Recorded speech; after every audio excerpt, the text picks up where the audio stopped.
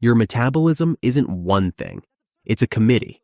Insulin, thyroid hormone, growth hormone, mitochondria, fat cells, all arguing over how to spend your energy.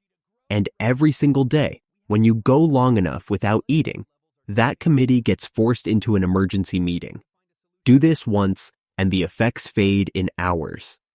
Do it every day for 30 days straight, and something different starts happening. Some of it measured in real human trials. Some of it still only shown in mice. By the end of this video, you'll know exactly where that line sits. Right after a meal, your body is in storage mode. Insulin rises, glucose gets pulled into cells, and whatever isn't used immediately gets packed away as glycogen in the liver and muscles, with any excess routed into fat. This is the default state for most people for most of the day. And it's a state built for input, not output. Somewhere between 12 and 36 hours without food, depending on your liver glycogen reserves and how active you've been, the body crosses a threshold researchers call the metabolic switch. This describes a shift away from using glucose released from stored glycogen toward relying on fatty acids and the ketones derived from them. It isn't an on-off switch so much as a slow-closing valve. Glucose availability drops, and fat becomes the fuel of necessity rather than the fuel of choice. This is worth separating clearly from autophagy itself. The metabolic switch is about fuel, what your cells are burning. Autophagy is about maintenance, what your cells are clearing out and recycling. They share some of the same triggers, particularly a drop in insulin and the activation of an energy sensor called AMPK, which is why they tend to show up around the same time. But triggering one every day for 30 days doesn't automatically mean you're triggering the other to the same degree. And that distinction becomes especially important once we get to the mitochondria. The first few hours of a fast are almost uneventful metabolically. Blood glucose is maintained by breaking down glycogen stored in the liver, a process called glycogenolysis, the same reserve that, as covered a moment ago, typically runs low somewhere in that 12 to 36 hour window. As those glycogen stores start running low, glucagon rises relative to insulin, and this hormonal shift unlocks fat cells to begin releasing fatty acids into the bloodstream, a process called lipolysis. Once those fatty acids reach the liver, a portion of them get converted into ketone bodies. A fuel source that both the brain and the muscles can use as glucose becomes scarcer.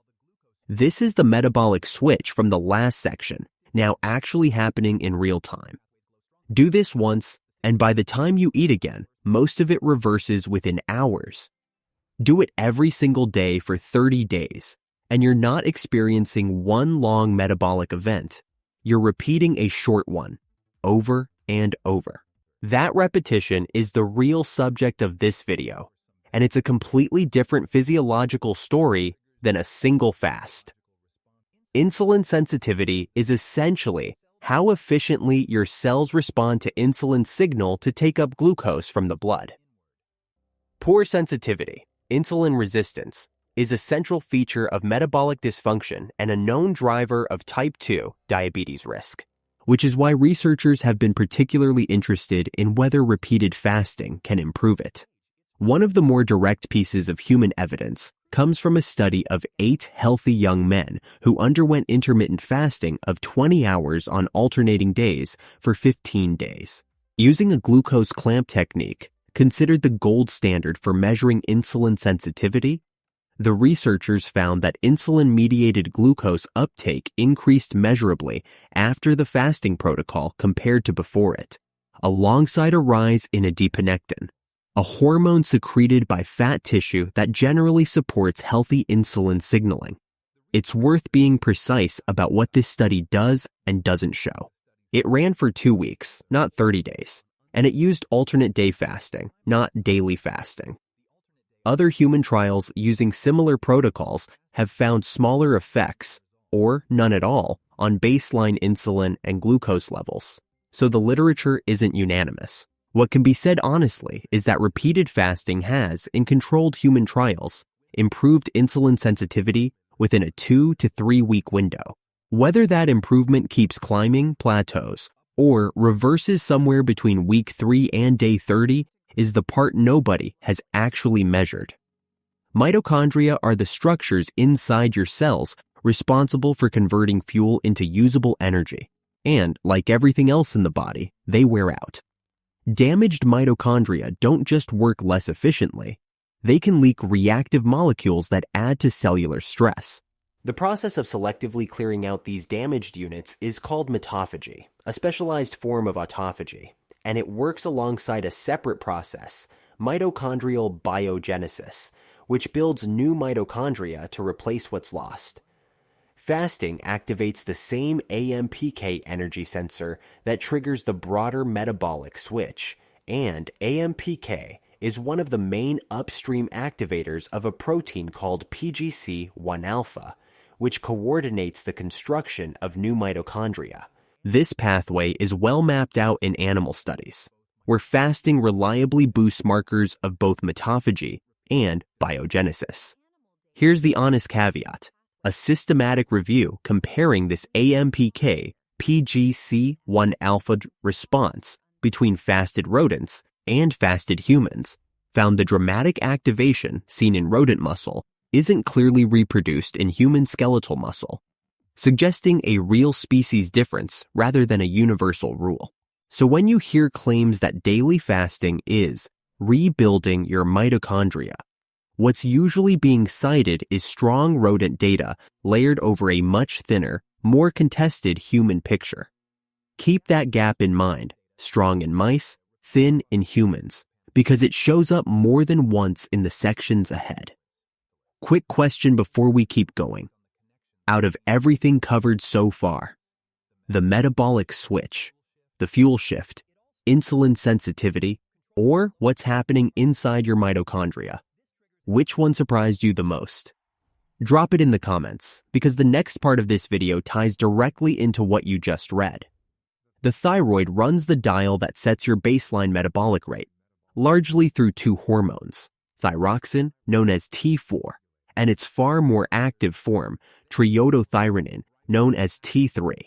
Most of the T3 circulating in your blood isn't made directly by the thyroid gland at all. It's converted from T4 out in peripheral tissues, and that conversion step turns out to be exactly where fasting leaves its mark. In a controlled study of 7 men and 7 women fasting for 60 hours, T3 concentrations dropped significantly in nearly every subject, falling somewhere between 24 and 55% from baseline, while TSH, the pituitary signal that normally tells the thyroid to ramp up, stayed essentially unchanged. The researchers traced this to reduced conversion of T4 into T3 in peripheral tissue rather than any drop in thyroid gland output itself. It's a targeted, deliberate adjustment, not a malfunction. This matters for how you interpret a lower metabolic rate during fasting. It isn't your thyroid breaking down, it's your body dialing back energy expenditure on purpose, likely as a way of conserving fuel when food is scarce.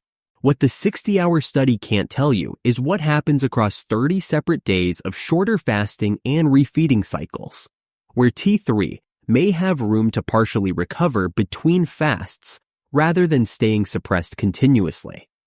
One long dial down and 30 short ones could behave very differently, and the research hasn't actually drawn that comparison yet. Everyone knows fat gets burned during fasting, but the mechanical detail of how a fat droplet becomes usable energy is more interesting than the phrase suggests.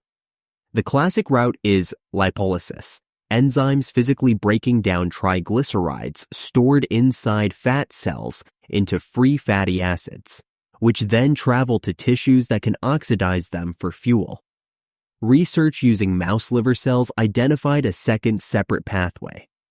Lipid droplets can be captured directly by autophagosomes and delivered to lysosomes for breakdown, a process the researchers named macrolipophagy. In that same research, fasting increased both the frequency of these lipid-containing autophagosomes and the presence of autophagy markers on the surface of lipid droplets isolated from the liver. In plain terms, at least in this animal model, autophagy isn't just cleaning up broken proteins and dead organelles. It's directly pulling fat out of storage and feeding it toward beta oxidation, the process that burns fatty acids for ATP.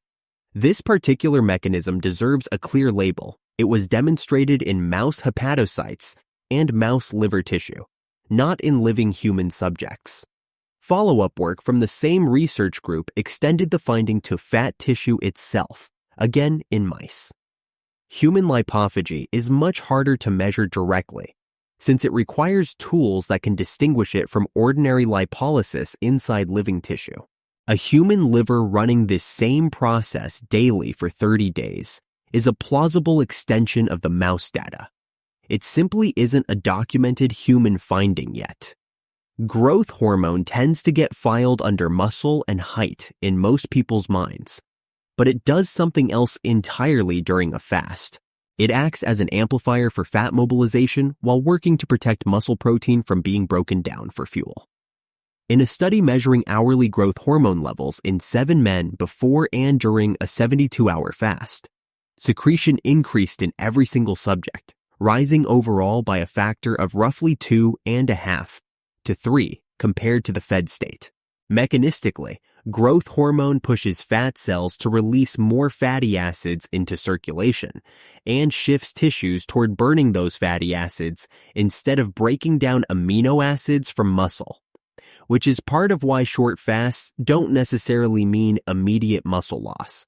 What's less clear is whether this growth hormone surge stays this dramatic across 30 repeated triggerings, or whether the body starts moderating the response the way it moderates other hormone systems with repeated exposure. The 72-hour study captures one long fast, not a month of short daily ones. The direction of the effect, more growth hormone, more fat mobilization, some muscle protection, is well established for a single fast. How that response behaves across 30 consecutive triggers is simply something researchers haven't measured yet. Researchers Kelly and Mandarino coined a term that ties much of this together: metabolic flexibility, defined as the capacity to switch from predominantly fat oxidation during fasting to increased glucose oxidation once insulin comes back online after a meal. A metabolically flexible person moves between these two fuel states quickly and efficiently. Someone who is metabolically inflexible gets stuck, often burning glucose even while fasting, and struggling to burn fat even when it would make sense to. This matters clinically because people with insulin resistance tend to show metabolic inflexibility, lacking the capacity to fully switch between fuel sources the way insulin-sensitive individuals can, a pattern documented repeatedly in conditions like obesity and type 2 diabetes. So flexibility isn't just an abstract concept. It's a measurable marker that tends to track with how healthy someone's fuel handling machinery actually is. Here's where the pieces from earlier in this video connect. The same repeated glycogen depletion, lipolysis, and insulin sensitivity changes discussed in subtitles 2 and 3 describe exactly the kind of fuel switching this definition is built around. If those daily shifts genuinely repeat for 30 days, it's a reasonable mechanistic hypothesis that the body's fuel switching machinery gets more practice and potentially more efficient. No published trial has directly measured metabolic flexibility before and after 30 consecutive days of daily fasting. The logic connecting the dots holds up, the data confirming it doesn't exist yet. Everything covered so far points toward positive adaptation. But metabolism doesn't only adapt in directions that are convenient, and there's a well-documented phenomenon that complicates the picture: adaptive thermogenesis. In a classic study, researchers tracked energy expenditure in obese and never obese subjects as their body weight was experimentally lowered by 10 to 20% through underfeeding, or raised by 10% through overfeeding under closely controlled hospital conditions.